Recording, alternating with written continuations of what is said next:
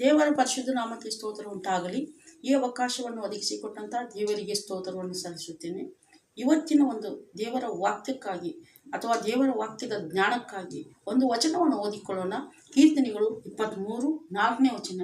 ನಾನು ಕಾರ್ಗತ್ತಿಲಿನ ಕಣಿವೆಯಲ್ಲಿ ನಡೆಯುವಾಗಲೂ ನೀನು ಹತ್ತಿರ ಇರುವುದರಿಂದ ಕೇಡಿಗೆ ಹೆದರೆನು. ನಿನ್ನ ಧ್ವನಿಯು ನಿನ್ನ ಕೋಲು ನನಗೆ ಧೈರ್ಯ ಕೊಡುತ್ತದೆ. ಈ ಕೀರ್ತನೆಯನ್ನು ದಾವೀದನು ಬರೆದಿದ್ದಾನೆ.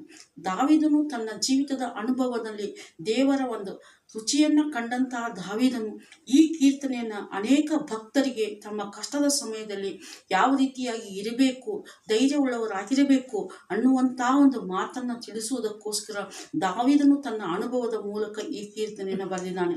ದಾವೀದನಿಗೆ ಅನೇಕ ಕಷ್ಟಗಳಿತ್ತು ಪ್ರಿಯರೇ. ಆದ ನಂತರವೂ ಕೂಡ ಆತನ ಏನು ಮಾಡಿದ ಅಂತ ಕೇಳಿದರೆ, ರಾಜನ ಒಂದು ಸ್ಥಾನದಲ್ಲಿ ಇದ್ದಾಗಲೂ ಕೂಡ ಅವನಿಗೆ ಅನೇಕ ಶತ್ರುಗಳು ಭಯವಿತ್ತು, ಅಥವಾ ತನ್ನ ಮಕ್ಕಳು ಕೂಡ ಅವನಿಗೆ ವಿರೋಧವಾಗಿ ಅನೇಕರು ಎದ್ದು ನಿಂತಿದ್ದರು. ಅಂತಹ ಸಮಯದಲ್ಲಿ ಅನೇಕ ಕಷ್ಟಗಳು, ದುಃಖಗಳು, ವೇದನೆಗಳ ಸಮಯದಲ್ಲಿಯೂ ಕೂಡ ದಾವೀದನು ದೇವರನ್ನು ಆಶ್ರಯಿಸಿಕೊಂಡು ಮುಂದೆ ಹೋಗುವಂತಹ ವ್ಯಕ್ತಿಯಾಗಿದ್ದನು. ಅದಕ್ಕೆ ದಾವೀದನು ಹೇಳ್ತಾನೆ, ನಾನು ಕಷ್ಟದಲ್ಲಿದ್ದಾಗ, ನಾನು ದುಃಖದಲ್ಲಿರುವಾಗ ದೇವರೇ ನೀನು ಹತ್ತಿರ ಇರುವುದರಿಂದ ನಾನು ಭಯಪಡುವುದಿಲ್ಲ, ನಾನು ಕೇಡಿಗೆ ಹೆದರುವುದಿಲ್ಲ ಎಂಬುದಾಗಿ. ಅದೇ ರೀತಿಯಾಗಿ ಹೇಳ್ತಾನೆ ದಾವೀದನು ಮುಂದಿನ ಒಂದು ವಾಕ್ಯದಲ್ಲಿ, ನಿನ್ನ ಧ್ವನಿಯು ನಿನ್ನ ಕೋಲು ನನಗೆ ಧೈರ್ಯ ಕೊಡುತ್ತದೆ ಎಂಬುದಾಗಿ. ದೇವರು ನಮಗೆ ಕುರುಬನಾಗಿದ್ದಾನೆ ಪ್ರಿಯರೇ. ಯಾವ ರೀತಿಯಾಗಿ ಒಬ್ಬ ಕುರುಬನು ತನ್ನ ಕುರಿಗಳನ್ನು ಯಾವ ರೀತಿಯಾಗಿ ನಡೆಸಿಕೊಂಡು ಹೋಗ್ತಾನೆ, ಯಾವ ರೀತಿಯಾಗಿ ಅವುಗಳಿಗೆ ಬೇಕಾದದನ್ನೆಲ್ಲ ಕೊಟ್ಟು ನಡೆಸ್ತಾನೆ, ಅದೇ ರೀತಿಯಾಗಿ ಆ ಕುರಿಗಳಿಗೆ ಯಾವ ಆಪತ್ತುಗಳು, ಕಷ್ಟಗಳು ನಿನ್ನ ಧ್ವನಿಯು ನಿನ್ನ ಕೋಲು ನನಗೆ ಧೈರ್ಯ ಕೊಡುತ್ತದೆ ಎಂಬುದಾಗಿ. ದೇವರ ಒಂದು ದೊಣ್ಣೆ, ದೇವರ ಒಂದು ಕೋಲು ಯಾವುದು ಪ್ರಿಯರೇ? ದೇವರ ಒಂದು ವಾಕ್ಯವಾಗಿದೆ ಪ್ರಿಯರೇ. ದೇವರ ವಾಕ್ಯ ಏನು ಮಾಡುತ್ತೆ? ನಮ್ಮ ಕಷ್ಟಗಳಲ್ಲಿ, ದುಃಖಗಳಲ್ಲಿ, ವೇದನೆಗಳಲ್ಲಿ ನಮ್ಮನ್ನು ಬಲಪಡಿಸುವಂಥದ್ದಾಗಿದೆ ಪ್ರಿಯರೇ. ಹಾಗಾದರೆ ಇದನ್ನು ಕೇಳುವಂಥ ಎಲ್ಲರಿಗೂ ದೇವರ ವಾಕ್ಯ ಇದೇ ಇವತ್ತಿನದು ಯಾವುದು ಅಂತ ಕೇಳಿದರೆ, ನಾವು ಕಷ್ಟದಲ್ಲಿರುವಾಗ, ವೇದನೆಗಳಲ್ಲಿರುವಾಗ, ಭಯಪಡುವ ಸಮಯದಲ್ಲಿ ನಮಗೆ ಸಹಾಯಕನು ಯಾರು ಅಂತ ಕೇಳಿದರೆ ಕರ್ತನಾದ ದೇವರಾಗಿದ್ದಾನೆ. ಕರ್ತನಾದ ಯೇಸು ಮಾತ್ರವೇ ನಮಗೆ ಸಹಾಯ ಮಾಡುವವನಾಗಿದ್ದಾನೆ. ಅದಕ್ಕೆ ವಾಕ್ಯ ಈ ರೀತಿಯಾಗಿ ಹೇಳುತ್ತೆ ಕೀರ್ತನೆಗಳಲ್ಲಿ, ಯಾವನಿಗೆ ಯೆಹೋವನು ಭರವಸವಾಗಿದ್ದಾನೋ, ಯಾವನು ತನ್ನ ದೇವರಾದ ಯೆಹೋವನನ್ನು ನಂಬಿರುತ್ತಾನೋ ಅವನೇ ಧನ್ಯನು ಎಂಬುದಾಗಿ.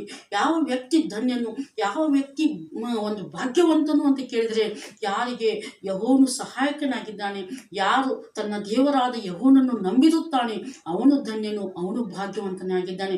ಯಾಕಂತ ಕೇಳಿದರೆ ವಾಕ್ಯ ಈ ರೀತಿಯಾಗಿ ಹೇಳುತ್ತೆ.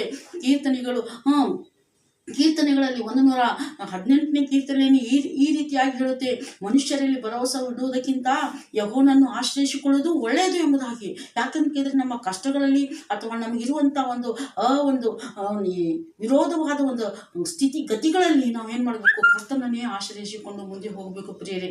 ಆ ಸಮಯದಲ್ಲಿ ನಮಗೆ ಯಾರು ಸಹಾಯಕರು ಅಂತ ಕೇಳಿದ್ರೆ ಕರ್ತನಾದ ದೇವರು. ದಾವೀದನು ಕೂಡ ಒಂದು ಮಾತು ಹೇಳ್ತಾನೆ ಪ್ರಿಯರೇ. ಕೀರ್ತನೆಗಳು 121ರಲ್ಲಿ 1ನೇ ವಚನ ಈ ರೀತಿಯಾಗಿ ಹೇಳ್ತಾನೆ, ನಾನು ಕಣ್ಣೆತ್ತಿ ಪರ್ವತವನ್ನೇ ನೋಡ್ತೇನೆ ಎಂಬುದಾಗಿ. ನೋಡು, ಆತನು ಹೇಳ್ತಾನೆ, ನಾನು ಮನುಷ್ಯರನ್ನು ನೋಡುವುದಿಲ್ಲ, ನನಗೆ ಕಷ್ಟ ಇದೆ, ದುಃಖ ಇದೆ, ವೇದನೆ ಇದೆ, ನನಗೆ ಶತ್ರುಗಳಿದ್ದಾರೆ.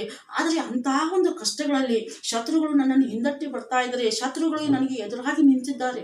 ಅಂಥ ಸಮಯದಲ್ಲಿ ನಾನೇನು ಮಾಡೋದಿಲ್ಲ, ಮನುಷ್ಯರನ್ನು ಅವರ ಮುಖವನ್ನು ನೋಡುವುದಿಲ್ಲ, ಅಥವಾ ಮನುಷ್ಯರನ್ನು ನಾನು ಆಶ್ರಯಿಸಿಕೊಳ್ಳುವುದಿಲ್ಲ.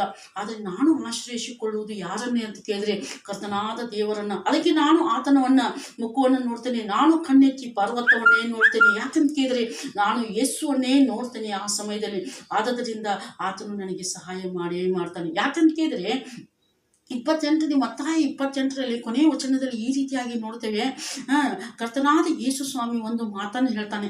ಅದು ಯಾವುದು ಅಂತ ಕೇಳಿದರೆ, ನಾನು ಯುಗದ ಸಮಾಪ್ತಿಯವರೆಗೂ ನಿಮ್ಮ ಸಂಗಡ ಇರುವೆನೆಂಬುದಾಗಿ. ನೋಡಿ, ನಾನು ಸದಾ ನಿಮ್ಮ ಸಂಗಡ ಇರ್ತೇನೆ. ನಿನಗೆ ಕಷ್ಟ ಇದೆಯಾ? ಆವಾಗಲೂ ನಿನ್ನ ಸಂಗಡ ಇರ್ತೇನೆ. ನಿನಗೆ ದುಃಖ ಇದೆಯಾ? ಆವಾಗಲೂ ನಿನ್ನ ಸಂಗಡ ಇರ್ತೇನೆ. ನಿನಗೆ ರೋಗ ಇದೆಯಾ? ಆವಾಗಲೂ ನಿನ್ನ ಸಂಗಡ ಇರ್ತೇನೆ. ನೀನು ಸಂತೋಷವುಳ್ಳವನಾಗಿದ್ದೀಯಾ? ಆವಾಗಲೂ ನಿನ್ನ ಸಂಗಡ ಇರ್ತೇನೆ. ನೀನು ಅನೇಕ ಒಂದು ನದಿಗಳನ್ನು, ಕಷ್ಟವೆಂಬ ಕಡಲನ್ನು ದಾಟಿ ಹೋಗ್ತಾ ಇದೆಯಾ? ಆವಾಗಲೂ ನಾನು ನಿನ್ನ ಸಂಗಡ ಇರುವೆನೆಂಬುದಾಗಿ. ಹಾಗಾದರೆ ಪ್ರಿಯರೇ, ದೇವರು ನಮ್ಮ ಸಂಗಡ ಇದ್ದಾನೆ. ನಾವು ಏನು ಮಾಡಬಾರ್ದು? ಯಾವಾಗಲೂ ಹೆದರದೆ ಮುಂದೆ ಕ್ರಿಸ್ತಿಯ ಜೀವಿತದ ಪ್ರಯಾಣದಲ್ಲಿ ಮುಂದೆ ಸಾಗಬೇಕು ಪ್ರಿಯರೇ. ಯಾಕೆಂತ ಕೇಳಿದರೆ ಕರ್ತನು ನಮ್ಮ ಸಂಗಡ ಇದ್ದಾನೆ. ಆತನು ನಮ್ಮ ಕುರುಬನಾಗಿದ್ದಾನೆ. ಆತನು ನಮ್ಮನ್ನು ನಡೆಸುವನಾಗಿದ್ದಾನೆ. ನಮಗೆ ಬೇಕಾದ ಮಾರ್ಗವನ್ನು ಸಿದ್ಧಪಡಿಸಿ ಆ ಮಾರ್ಗದಲ್ಲಿ ನಮ್ಮನ್ನು ನಡೆಸಲಿಕ್ಕೆ ಶಕ್ತನಾದ ದೇವರು ಆತನೊಬ್ಬನೇ ಎಂಬುದಾಗಿ. ಹಾಗಾದರೆ ನಾವು ಕರ್ತನನ್ನೇ ಆಶ್ರಯಿಸಿಕೊಂಡು ಆಶ್ರಯಿಸಿಕೊಂಡವರಾಗಿ ಆತನ ಮುಖವನ್ನು ನೋಡುತ್ತಾ ಮುಂದೆ ಸಾಗೋಣ. ಯಾಕೆಂದು ಕೇಳಿದ್ರೆ 34ನೇ ಕೀರ್ತನೆಯಲ್ಲಿ ಒಂದು ಮುಖ್ಯವಾದ ಒಂದು ವಚನ ಈ ರೀತಿಯಾಗಿ ದಾವೀದನು ಹೇಳ್ತಾನೆ, ಆತನ ಮುಖವನ್ನು ನೋಡುವವರ ಮುಖವು ಪ್ರಕಾಶಗೊಳ್ಳುವುದು, ಅವರ ಮುಖವು ಲಜ್ಜೆಯಿಂದ ಕೆಡುವುದೇ ಇಲ್ಲ ಎಂಬುದಾಗಿ. ಯಾರು ಕರ್ತನನ್ನ ಮುಖವನ್ನು ನೋಡ್ತಾರೆ, ಕರ್ತನ ಮುಖವನ್ನು ದೃಷ್ಟಿಸಿ ನೋಡ್ತಾರೆ, ಕರ್ತನನ್ನ ಕಷ್ಟದಲ್ಲಿ, ಕಣ್ಣೀರಿನಲ್ಲಿ, ವೇದನೆಗಳಲ್ಲಿ ಆಶ್ರಯಿಸಿಕೊಳ್ಳುತ್ತಾರೆ, ಅವರು ಆ ಒಂದು ಕಷ್ಟದ ಸಮಯದಲ್ಲಿ ಅವರನ್ನು ದಾಟಿಸಲಿಕ್ಕೆ ಶಕ್ತನಾದ ದೇವರು ಅವರ ಸಂಗಡ ಇರ್ತಾನೆ ಪ್ರಿಯರೇ. ಆದರೆ ನಾವೇನು ಮಾಡಬೇಕು? ಕಷ್ಟದ ಸಮಯದಲ್ಲಿ, ದುಃಖದ ಸಮಯದಲ್ಲಿ, ವೇದನೆಗಳ ಸಮಯದಲ್ಲಿ ನಾವು ಕರ್ತನನ್ನೇ ಆಶ್ರಯಿಸಿಕೊಂಡು ಹೋಗಬೇಕು, ಆತನ ಮುಖವನ್ನೇ ನೋಡಬೇಕು. ಆವಾಗ ಆತನು ಅನೇಕರ ಮಧ್ಯದಲ್ಲಿ ನಮ್ಮ ಮುಖವನ್ನು ಕೆಳಗೆ ಮಾಡುವುದಿಲ್ಲ ಪ್ರಿಯರೇ, ಅದಕ್ಕೆ ಲಜ್ಜೆ ಕೆಡುವುದಿಲ್ಲ ಎಂಬುದಾಗಿ. ಆತನೇನು ಮಾಡ್ತಾನೆ? ನಮಗೋಸ್ಕರ ಚಿಂತಿಸುವ ದೇವರು, ನಮಗೋಸ್ಕರ ಜೀವಿಸುವ ದೇವರು ಆತನು. ಆದ್ದರಿಂದ ನಾವೇನು ಮಾಡಬೇಕು ಅಂತ ಕೇಳಿದ್ರೆ ಯಾವಾಗಲೂ ಆತನನ್ನು ನಂಬಬೇಕು. ಯಾಕಂತ ಕೇಳಿದ್ರೆ ಯೋಹಾನ ಬರೆದ ಸುವಾರ್ತೆ 14ನೇ ಅಧ್ಯಾಯದಲ್ಲಿ ಈ ರೀತಿಯಾಗಿ ವಚನ ನೋಡ್ತೇವೆ. ಕರ್ತನಾದ ಯೇಸು ಸ್ವಾಮಿ ಒಂದು ಮಾತು ಹೇಳ್ತಾನೆ, ನನ್ನನ್ನು ನಂಬಿರಿ, ನನ್ನ ತಂದೆಯನ್ನು ನಂಬಿರಿ ಎಂಬುದಾಗಿ. ನಾವು ನಂಬದೇ ಹೋದರೆ ನಾವು ದೇವರ ಮಹಿಮೆಯನ್ನು ನಮ್ಮ ಜೀವಿತದಲ್ಲಿ ಕಾಣಲಿಕ್ಕೆ ನಮ್ಮಿಂದ ಆಗೋದಿಲ್ಲ ಪ್ರಿಯರೇ. ಯಾವಾಗ ನಾವು ಅಂತಹ ಒಂದು ನಿರಾಶೆಯ ಸಮಯದಲ್ಲಿ, ನಿರೀಕ್ಷೆ ಇಲ್ಲದ ಸಮಯದಲ್ಲಿ ನಾವು ಕರ್ತನನ್ನು ಆಶ್ರಯಿಸಿಕೊಂಡು ಹೊರವರಾಗಿ ಮುಂದೆ ಹೋಗುವುದಾದರೆ ಕರ್ತನ ಏನು ಮಾಡ್ತಾನೆ? ನಮ್ಮ ಎಲ್ಲ ಸಮಸ್ಯೆಗಳಿಗೆ, ಎಲ್ಲ ಕಷ್ಟಗಳಿಗೆ, ಎಲ್ಲ ನಮ್ಮ ಸ್ಥಿತಿಗತಿಗಳಲ್ಲಿ ನಮಗೆ ಸಹಾಯಕನಾಗಿ ಇದ್ದುಕೊಂಡು ನಮ್ಮನ್ನು ನಡೆಸ್ತಾನೆ. ಹಾಗಾದರೆ ಈ ದೇವರ ವಾಕ್ಯ ಕೇಳುವಂಥ ಎಲ್ಲರನ್ನ ದೇವರ ಆಶೀರ್ವಾದ ಮಾಡಲಿ. ಈ ದೇವರ ವಾಕ್ಯದ ಮೂಲಕ ಅವರನ್ನು ಕೇಳುವಂಥ ಎಲ್ಲರಿಗೂ ಒಂದು ಆಶೀರ್ವಾದ, ಬಿಡುಗಡೆ, ಸಂತೋಷ, ಸಮಾಧಾನವಾಗಲಿ. ಒಂದು ನಿಮಿಷ ಪ್ರಾರ್ಥನೆ ಮಾಡಿಕೊಳ್ಳೋಣ. ಕರ್ತನಾದ ದೇವರೇ, ವಾಕ್ಯಗಳನ್ನು ಕೇಳಿದ್ದೇವೆ ಸ್ವಾಮಿ. ಈ ವಾಕ್ಯಗಳ ಮೂಲಕ ಅನೇಕರಿಗೆ ಬಿಡುಗಡೆ, ಸಮಾಧಾನ, ಸಂತೋಷ, ಸಮೃದ್ಧಿ ಉಂಟಾಗಲಿ. ಪ್ರಾರ್ಥನೆ ಕೇಳಿದ್ದಕ್ಕಾಗಿ ಸ್ತೋತ್ರ. ಯೇಸು ಕ್ರಿಸ್ತನ ನಾಮದಲ್ಲಿ ಬೇಡಿ ಹೊಂದಿದ್ದೆನು ಪರಲೋಕ ತಂದೆ. ಆಮೆನ್.